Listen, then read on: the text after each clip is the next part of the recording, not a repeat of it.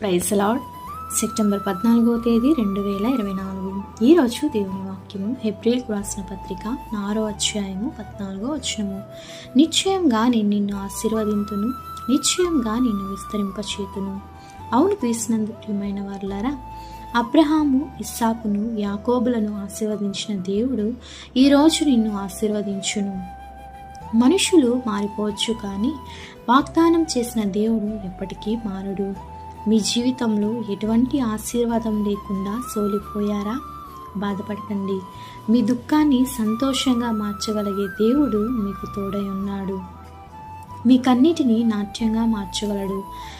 మనుషులకు అసాధ్యమైన కార్యము దేవునికి మాత్రమే సాధ్యము. విశ్వాసం కలిగి ప్రార్థించండి.